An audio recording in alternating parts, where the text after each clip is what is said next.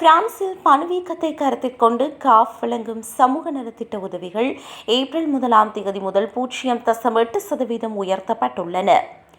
இந்த உயர்வுடன் கூடிய உதவித்தொகை மே 5 முதல் பயனாளர்களின் வங்கிக் கணக்குகளுக்கு வந்து சேரும் என்று அறிவிக்கப்பட்டுள்ளது. மத்திய கிழக்கு போர் சூழல் மற்றும் எரிபொருள் விலை உயர்வால் பாதிக்கப்பட்டுள்ள சாமானிய மக்களின் பொருளாதார சுமையை சற்றே குறைக்க இந்த நடவடிக்கை எடுக்கப்பட்டுள்ளது. வருமானம் மிக குறைவாக உள்ளவர்களுக்கான ஏஎஸ்ஆர் உதவித்தொகையும் இந்த உயர்விற்குள் அடங்கும். சுமார் 17.9 லட்சம் குடும்பங்கள் பயன்பெறும் இந்த திட்டத்தின் கீழ் குழந்தைகள் இல்லாத ஒற்றை பயனாளிக்கு மாத உதவித்தொகை 646.52 யூரோக்களிலிருந்து 651.69 யூரோக்களாக உயர்த்தப்பட்டுள்ளது. குடும்ப உறுப்பினர்களின் எண்ணிக்கை மற்றும் வருமானத்தை பொறுத்து இந்த தொகை மாறுபடக்கூடும்.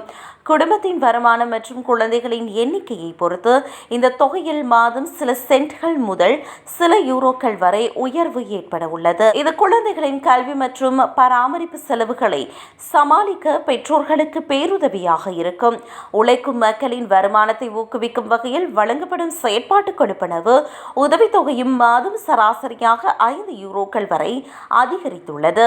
குழந்தைகள் இல்லாத ஒற்றை பயனாளிக்கு இது 638.28 யூரோக்களாக உயர்ந்துள்ளது. குறைந்த ஊதியம் பெறும் தொழிலாளர்களை ஊக்குவிக்கவும் அவர்களின் வாங்கும் சக்தியை உயர்த்தவும் இந்த திட்டம் முக்கிய பங்காற்றுகிறது. மாற்றுத்திறனாளிகளுக்கான உதவித்தொகை மாதம் 1041.59 யூரோக்களாக உயர்வடைந்துள்ளது. அதேபோல குறைந்த வருமானம் கொண்ட பெற்றோர்கள் தங்களது குழந்தைகளின் பாடசாலை செலவுகளை சமாளிக்க உதவும் ஏஆர்எஸ் உதவித்தொகையும் உயர்த்தப்பட்டுள்ளது.